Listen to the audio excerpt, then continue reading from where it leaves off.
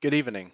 My name is Cody Martinolich, and today I'm going to be presenting my final project for mobile computing class called the Calorie Counter app.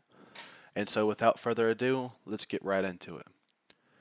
So first off, let's talk about the purpose of this app. Well, its purpose is to keep track of the calories that you eat.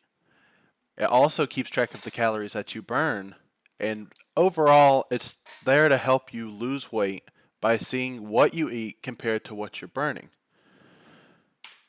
Why should we care about this though? Well, calories in general are very important to keep up with whenever you're trying to maintain a healthy body weight. In fact, a fun fact is that the average BMI of the United States is around 26.6, which is considered overweight. So, this app aims to help lower that number, at least user to user based. And so, who can use this app? Well, it's for everybody. It's for people who are trying to lose weight. They can keep track of their calorie deficit. It's for people who are trying to work out more and can log the calories that they're burning whenever they work out. And it's just for people in general who just want to know about their calorie intake and their calorie deficit. It's an easy to use app that everybody can use and everybody can benefit from. And now let's look at some of the design comparisons. Now, in our original presentation, this was the wireframe that was made. You can see it looks very similar to the actual app, where we have the calories burned, calories eaten, then we have the calories, the difference in general. You have the two buttons that are now side by side because something that was not added to this wireframe that should have been added was our previous entries.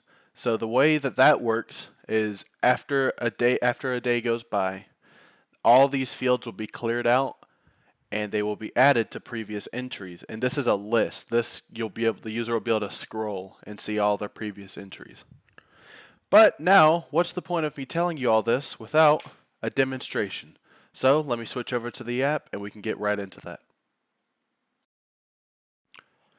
Okay, so here we are with our demonstration.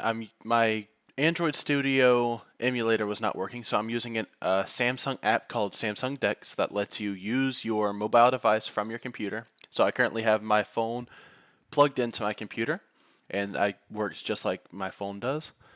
But basically, so here's the app. This is the home screen. It's very simple. It doesn't need to be super complex. It's just two buttons, and then you got your previous entries, which we will demonstrate here in a minute. You can record your calories, and you got a list of very common foods. They were taken from a list of common foods that I found online.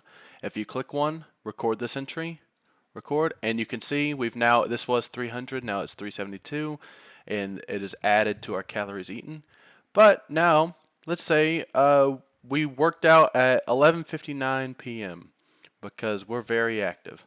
So now we burned 400 calories just now. So if we submit that, now we're at a calorie deficit actually of negative 82. But for example, now we go back, we ate bread, which is 66 calories, record that, now we're back up at a positive 38 calories. Now, the reason why I'm doing this demonstration so late at night was to see if this previous entries update. So let's close the app. And once this ticks over to 12, we should be able to see our previous entries update.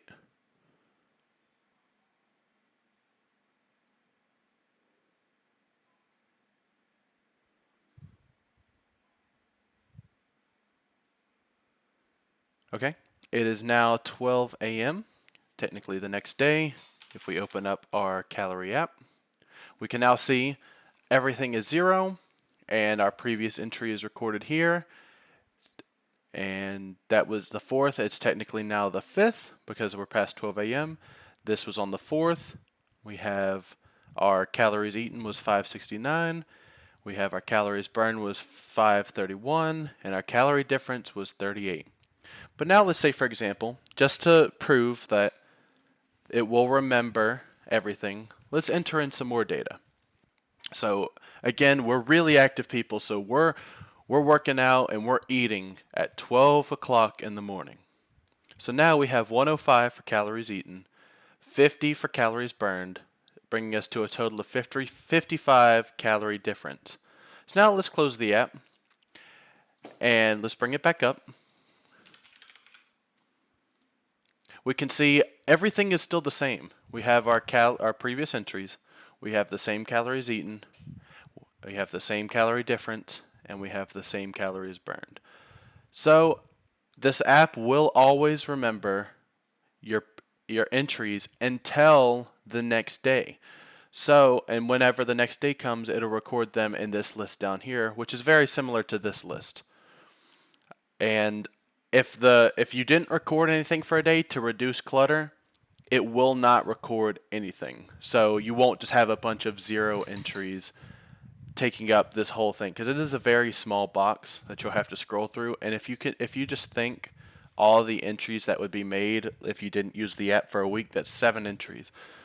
So it's just to reduce clutter. And only the times that you actually enter in something will it record.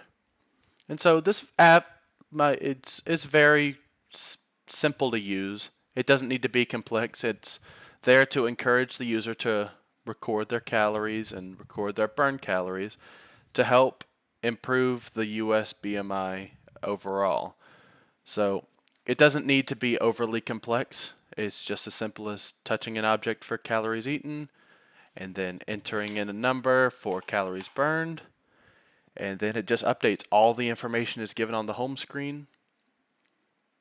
And as there are only limited options for the calories eaten, if I continue to maintain this app, I could always add more. It's very easy to do. It's just a simple SQLite table. I could also add like a custom amount that the user could enter. It's beyond the scope of this project for this class, but in the future, if it needed adding, if people end up downloading this app, it could be a very easy addition that could change the app for the better. So, but that's pretty much it for this presentation. I hope you enjoyed. Thank you for watching.